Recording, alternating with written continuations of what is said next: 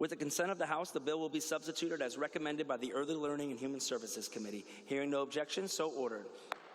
There are no amendments. With the consent of the House, the rules will be suspended and substitute House Bill 2230 will be advanced at third reading. Hearing no objection, so ordered. That's not the Capital Ideas opening you're used to hearing, but change is good. What you heard was Representative Joe Timmons of Bellingham presiding over action in the Washington State House in his role as Deputy Speaker Pro Tem. It's his second year to wield the gavel up on the podium, and he'll talk about that and more in today's Capital Ideas. If you're new here, welcome. This is the podcast where members of the majority Democrats in the Washington State House of Representatives sit down at the Capitol and talk about ideas. They don't raise their voices or talk about the other party as the enemy. They talk about ways to make Washington a better place to live, work, and raise a family. We recorded this conversation on Thursday, February 5th, 2026, and I'll play it now.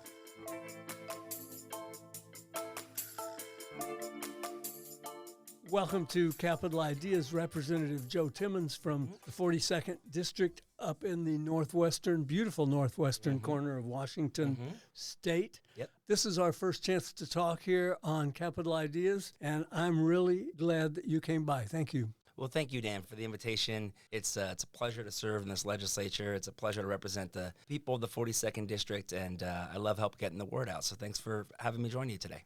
My apologies that this is your fourth year and this is our first time to do this. Fortunately, we have a good problem to have, which is there are a lot of Democrats in the State House of Representatives. That's correct. And it's hard getting to all of them. Absolutely. Well, there's no time like the present. Happy to be here anytime. You're the Deputy Speaker Pro Tem. You are on 3 or 4 committees. How do you do that? That seems like a heck of a load. I appreciate the recognition. It is, but it's a load I do willingly and joyfully, frankly. I serve on the Housing Committee, House Transportation Committee, and then the House Post-Secondary Education and Workforce Committee. We have Western Washington University right outside my district. We have Whatcom Community College and Bellingham Technical College within my district, as well as Northwest Indian College. So very glad to be serving on that committee and the others. But as you said, I also serve on the Rules Committee, where we pull bills from the Rules Committee to the floor to be considered. And then I have the opportunity and the honor, frankly, of presiding over the House floor during those debate sessions. And that's something that I'm in my second year doing now and really enjoying. I'm going to want to talk about some of your priority legislation and some other items, but let's start off by talking about being the Deputy Speaker Pro Tem, which essentially means running a whole lot of the floor sessions that take place here. You got 98 people, 97, you're up on the podium. A whole lot of people to corral and to maintain decorum, as well as all that stuff that you have to say a million times. That's right. Well, I couldn't do it without a great team, that's for sure. They keep me on track in making sure that what I say when we need to say the things that are read into the record are done correctly. But it is a lot. I was elected by the caucus to be up there, so that's something that I really carry with me up there. But ultimately, I just deeply believe that every representative is there to represent their community and that their voice should be heard on the House floor. It should be done in a civil way and that debate should be respectful. But I really just enjoy the opportunity to make sure that everyone's voice is heard and that for the viewing public that's interested, that they kind of know what to expect as well. Have you had to gavel anybody down? Oh, yeah. I've gaveled many people down. Had an opportunity to gavel the speaker down herself, and I missed that opportunity, Dan. It's one of my regrets. But, we gavel folks when they break the House rules. One of those, and the one with the speaker, where if you're standing in between the person who is speaking on the House floor and the speaker themselves, that's a gavelable offense. And then if you break other rules of decor and of debate, then those are gavelable offense. It happens periodically. It's nothing personal. And it just helps the place keep moving and make sure that our debate stays on topic and respectful. You seem to have done a good job. I watched quite a few of the floor sessions. Thank you. And Thank you. I haven't seen any fistfights break out. Nobody's pulled a sword out. That's so, right. We try to do all that behind closed doors. Yeah. So let's talk now about your role as Representative Joe Timmons of the 42nd District. Those people didn't elect you to be the Deputy Speaker Pro Tem, That's right. although I'm sure they're proud of that fact. They elected you to come down here and speak for 160,000 people and get their work done. How's that going? Yeah, I think you'd have to ask them, but I feel really good about it. And they reelected me to serve that, which is one of the proudest moments of my life. I mean, this is my first position in elected office. I have, over 15 years of experience in public service, most of which is at the state level, including working for Western Washington University to lobby for the institution, working in Governor Inslee's office. But, being elected by the people of Whatcom County and then being reelected is just a great honor and something I really don't take lightly. And I'm enjoying the work down here. I really enjoy working across the aisle. I don't think one party has a monopoly on good ideas. And I think, we have these processes that move bills forward. And I'm just happy to deliver whenever I can for the people of the 42nd District. If you had to pick two of your favorite bills from just the past couple of years, what would you want to talk about? In Whatcom County, unfortunately, we've experienced some traumatic flooding in recent years. In 2021, we had some flooding where an individual actually lost his life, and I know a lot of folks lost their homes. And then we just had more flooding in December. This time around, when I was in this elected office, I was there filling sandbags when the rain was coming. I was helping people clean out homes after the fact, of course, also coordinating with state agencies, congressional offices, and local governments. But some of the bills that I'm most proud of in my tenure here, my short tenure here, are bills that will help address our state in emergency situations. So I worked with the Department of Emergency Management to pass a public infrastructure assistance program. This is something that FEMA can step in at the federal level, but making sure that we have the resources and the programs at our state level to help communities rebuild, whether that's sidewalks, whether that's libraries. We unfortunately are in a budget shortfall right now and haven't been able to get the funding that I would like as much for that program. But I'm glad it's on the books, and I'm glad that we now have an opportunity to fund it moving forward. So that's one. I also had a bill to create a state emergency medical reserve corps, also related to emergency disasters. So, when people experience emergency situations, we have county emergency volunteer corps. These are everything from doctors and janitors and everything in between. And now those volunteers are able to coordinate across county lines rather than being just in their own community, so they can mobilize and go where they're most needed. So those are some of the bills on the topic of flooding that I'm most proud of, but there's a handful others as well. Apparently, the National Association on Mental Illness thought pretty highly of at least one of your bills because they named you the Behavioral Health Champion for 2025. That's the kind of thing that would puff out my chest a little bit. Well, thank you, Dan. I appreciate that. It really feels great to be seen in that way. I had a bill to try to increase students' social-emotional skills, to try to work a little bit more upstream, to prevent fighting, to prevent trauma, and make sure that students are equipped to process the challenges of a complex world. We didn't get that bill across the finish line, but was honored to receive their award because of the bipartisan approach and because of the awareness I was able to bring to the issue. Tell me about your bill to regulate nitrous oxide. I know that this bill made it through cutoff. Yep. You're in good shape to have it come to the House floor, go to the Senate, get signed, and hit the governor's desk, I hope. But tell me about this bill and what brought it about and what it will accomplish. Thank you for the question. It's one of the issues I'm working really hard on this session. And I should say in collaboration with Senator Drew Hansen in the Senate, who has a companion bill. This is House Bill 2532, and this came my way from a constituent who is concerned about the use of recreational nitrous oxide being used particularly by young folks, youth and teens and young adults. These are products being sold over the counter. I think we are on the front edge of a public health crisis where these products are being sold over the counter. They're being flavored and marketed to young folks. And so this bill will ban the sale of those products while also having exemptions for legitimate purposes like medical and dental and veterinary uses. So that way these products don't fall in the wrong hands. I purchased one of these products to take down here to Olympia to show folks what we're talking about. Mine apparently tastes like Skittles. And we're seeing this rise across the state, not only in Whatcom County. In fact, a woman in Pierce County got 3 offenses of DUI while driving on these in 8 days in November, running into parked cars and so forth. So to me, this is a public health bill, and this is a public safety bill passed out of the Community Safety Committee unanimously. and I really hope we're able to get it across the finish line this year. I never thought I would hear the term recreational nitrous oxide. Yep. Unfortunately, it's real. Yes.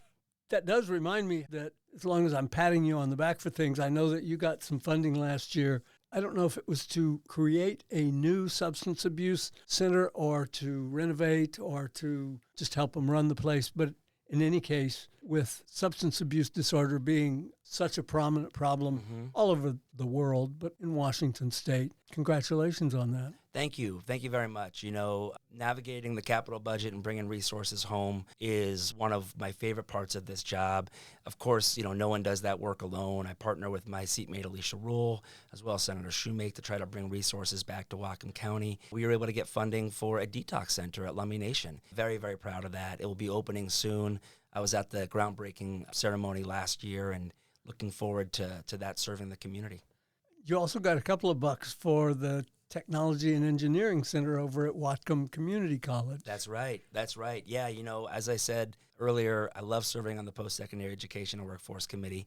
Whatcom Community College and Bellingham Technical College both do a tremendous job, and we've been able to deliver on a project for each campus in my first 2 terms here. You're the second member of the House Democratic Caucus that I have sat down with for Capital Ideas today, who is a graduate of the Evans School of Public Policy and Government up at UW. Congratulations. Thank you. I interviewed Representative Zach Hall earlier, and I got him to kind of give me a rundown of what that meant, because I know other people around here have also got MPAs, Masters of Public Administration, and I was curious as to what that meant. It seems to really set a person up well to be an effective lawmaker. I would totally agree with that, and I'm so glad Zach is a new addition to our caucus. He's fantastic to work with. For me personally, I grew up in Edmonds. I went to Western Washington University for undergrad, studied political science, and really enjoyed my time there, learned a lot, and took a couple years off and considered what I was going to do in my early 20s, and thought, going back to school to get some more tangible skills to work in a career in public service would really benefit me. So I did exactly that from 2009 to 2011 at the Evans School at UW. I learned a ton about how government works. I learned a ton about how to pass bills, how to make sure bills are really good when they pass. But one of the things I had the tremendous opportunity to do, Dan, was to intern down here during the 2010 session. I had an internship with the Senate Democrats, and I would come down on Tuesday mornings and Thursday mornings. I'd go back for evening classes, and then I'd be down here all day on Fridays during the 2010 session, and I truly fell in love with the legislature. I fell in love with the legislative process, felt like a team sport, loved the way that ideas were shared and expressed, and really gave me the bug to work not only in state government, but to run for this position and ultimately serve our community. So I couldn't have done that without the foundational education that I had, and of course, family and friends supporting me along the way. Because the 42nd District is, I wouldn't say tucked away, but it is farther away from a lot of people in Washington than let's say, Yakima. Tell me about the 42nd District, the people that you represent, and where many of these bills that you've worked on are taking effect. Yeah, I love Whatcom County, and I love the 42nd District. I went to school at Western years ago, and my wife Heather grew up in Bellingham, and now we've had the joy of living there for over a decade, near her folks, and raise our son there as well. Whatcom County is a very politically diverse community, very diverse community in terms of the types of cities and communities we have. It's a combination of urban, suburban, and rural communities. And I love that, because that means we get to work on issues that impact people all across not only our district, but the state as well.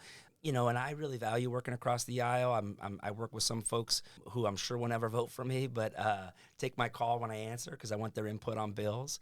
And I also, as you said, it is in the northwest corner of the state. It's pretty far away from Olympia. I go home each weekend. It's about 2.5 hours each way if I don't hit too much traffic. And, I really value when constituents come down here to meet with me. I know it's not a short trek. And so I love hearing from folks in district, and that really helps shape the bills and the priorities that I work on. You guys have a lot of dairy farms, don't you? And blueberries, a lot of berry farms, a lot too. And, it's a tremendous, not only part of our economy, but also our identity. And I just love that about Whatcom County. We've now yesterday, February 4th of 2026, reached a pretty significant first milestone in this legislative session, which is we reached policy cutoff. Can you explain that and tell me about what is next here? Well, so we meet during 105 days during odd years. We meet 60 days during even years, and we always convene on the second Monday of the year.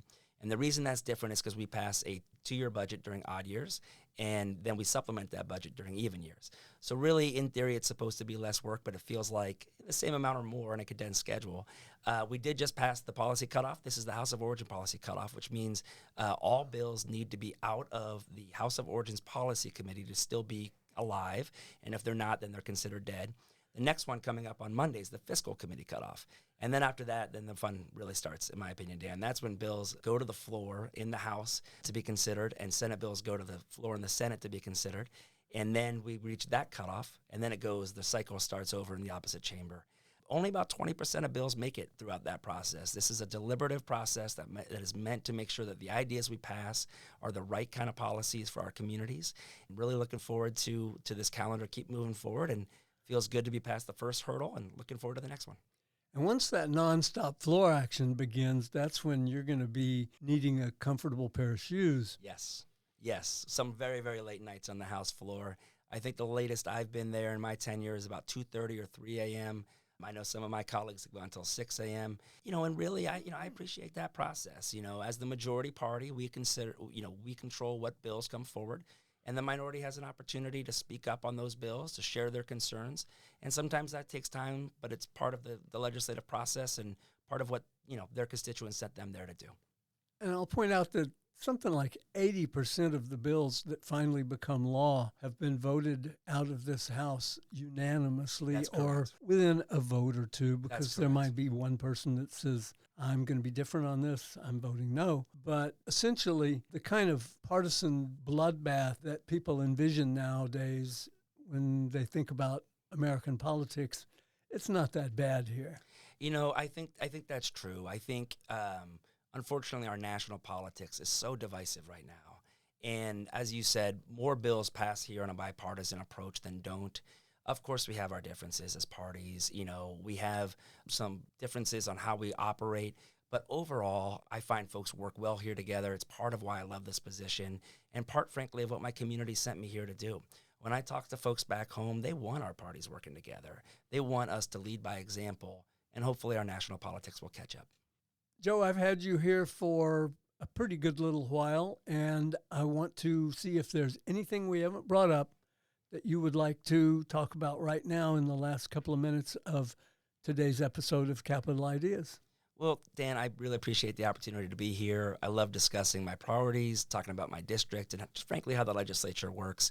I just want folks to know that my door is always open. They can reach out if they have concerns about legislation, and also if they just want to learn more about the legislative process. I really enjoy it here. It's a true honor to represent the people of the 42nd District. I hope to be able to do it for a long time and hopefully continue to deliver for my community. That's a great way to go out. Thank you. Representative Joe Timmons, thank you for coming to Capital Ideas. I have enjoyed this conversation. I've learned a lot, and I hope the people listening have as well. Well, thank you for having me. It was a real pleasure.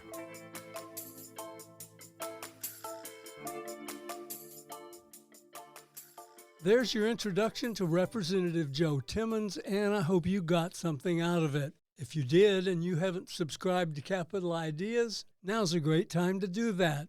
After all, what we talk about here is your state government, and like it or not, what happens here matters today more than ever. I'm Dan Frizzell for the Washington State House Democrats, putting people first since 1889. Thanks for listening. The question before the House is final passage of Substitute House Bill 2230. The Speaker is about to start the roll call machine. The Speaker has started the roll call machine. Has every member voted? Does any member wish to change? 2230 is declared passed.